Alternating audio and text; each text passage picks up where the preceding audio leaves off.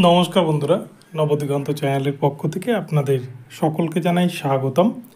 তো বন্ধুরা, আজকে কলকাতা হাইকোর্টে যে প্রশ্নভুল মামলার শুনানি ছিল 2022 প্রাইমারি টেটের এবং 2017 প্রাইমারি টেটের, সেই প্রশ্নভুল মামলার শুনানি থেকে কি আপডেট উঠে আসছে আপনাদের সাথে কিন্তু এই ভিডিওতে তা আলোচনা করতে চলেছি। আপনারা সম্পূর্ণ ভিডিওটি স্কিপ না করে প্রথম থেকে শেষ পর্যন্ত দেখুন। এই ভিডিওটি আপনাদের জন্য ভীষণ ইনফরমেটিভ হতে চলেছে। তবে তার আগে বলে রাখি, যারা প্রথমবার চ্যানেলটি ভিজিট করছেন আপনারা অবশ্যই কিন্তু চ্যানেলটিকে সাবস্ক্রাইব করে নেবেন, কারণ এই ধরনের আপডেট সবার আগে সবার প্রথমে কিন্তু নবদিগন্ত চ্যানেলে পেয়ে যাবেন। তো চলুন তাহলে আমরা দেখে নিই যে প্রশ্নভুল মামলা থেকে ঠিক কি আপডেট উঠে আসলো পর্ষদের তরফ থেকে।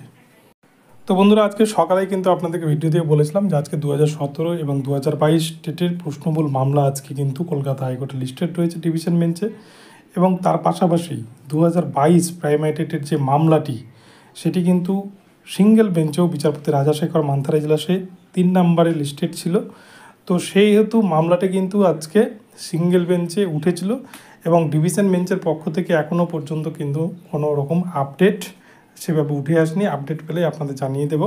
তো সিঙ্গেল বেঞ্চে যে আপডেট উঠে এসছে সেটা হচ্ছে, সিঙ্গেল বেঞ্চে কিন্তু বিচারপতি রাজাশেখর মান্থা তিনি জানতে চেয়েছিলেন যে এক্সপার্ট কমিটি যে গঠন করা হয়েছিল যাদবপুর বিশ্ববিদ্যালয়ে, সেই যাদবপুর বিশ্ববিদ্যালয়ের এক্সপার্ট টিম তারা কলকাতা হাইকোর্টের অ্যাডভোকেট জেনারেলের কাছে সেই রিপোর্ট জমা করেছে কিনা। তো অ্যাডভোকেট জেনারেল বলে দেন যে না, সেরকম কোনো রিপোর্ট জমা করেনি।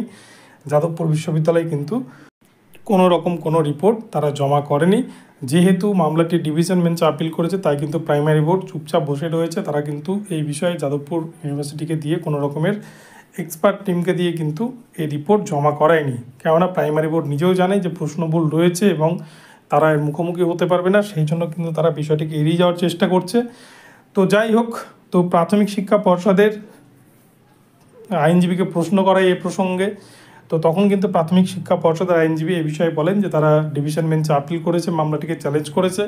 তো সেই জন্য তারা কোনো কিছু এখনও পর্যন্ত উদ্যোগ গ্রহণ করেনি, ডিভিশন বেঞ্চে কী উঠে আসে সেটাই দেখবে। তো এই প্রসঙ্গে বিচারপতি রাজাশেখর মান্থা তিনি বলেন যে ঠিক আছে, ডিভিশন বেঞ্চ কী অর্ডার করে এবং ডিভিশন বেঞ্চ যদি নির্দেশ দেয় তাহলে সিঙ্গেল বেঞ্চ এই বিষয়টিকে কিন্তু দেখবে এবং ডিভিশন বেঞ্চের নির্দেশ মোতাবেকে সিঙ্গেল বেঞ্চ কাজ করবে। তো এরকম বিষয় উঠে আসে। তবে আজকে মামলাটি কিন্তু 53 নম্বর ডিভিশন বেঞ্চে ছিল, কিন্তু এখনও পর্যন্ত সেই মামলার কিন্তু আপডেট সেভাবে উঠে আসেনি। তো আপডেট পেলে আপনাদের জানিয়ে দেওয়ার চেষ্টা করব। তো আজকে ছিল এই সিঙ্গেল বেঞ্চের আপডেট।